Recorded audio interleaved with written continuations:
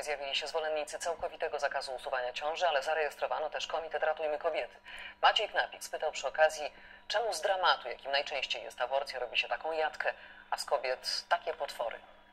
Uważamy, że to jest człowiek. Słuchając zwolenników całkowitego zakazu aborcji, można uznać, że w Polsce dokonują się akty ludobójstwa na masową skalę. Odebranie prawa do życia grupie ludności z uwagi na ich wiek.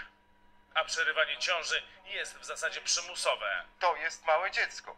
Lewica twierdzi, że to jest płód, który można żywcem rozerwać na strzępy i wyrzucić do kosza. Ale przypomnijmy, polskie prawo tylko dopuszcza aborcję w 3 szczegółowo określonych przypadkach. Nikogo do niczego nie zmusza. Jeżeli ktoś nie chce dokonywać tej aborcji, nawet w tych określonych w ustawie przypadkach, wcale tego robić nie musi. Dla aktywistów pro-life nie jest to żaden argument. Rzeczpospolita Polska nie ma prawa uchylić prawnej ochrony życia żadnego obywatela.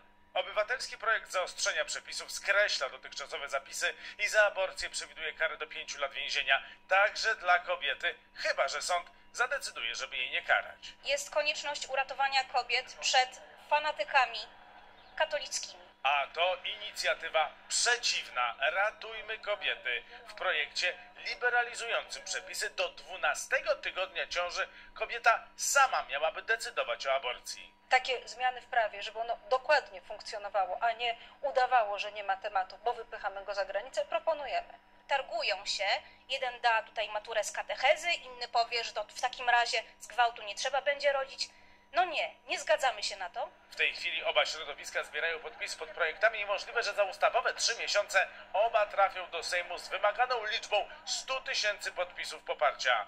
Spór aborcyjny wybucha po raz kolejny. Jeżeli nie będzie potwierdzenia kompromisu, to znaczy, że jest potwierdzenie rozpoczęcia wojny. Platforma przygotowała uchwałę, w której nawołuje, by uszanować dotychczasowy kompromis.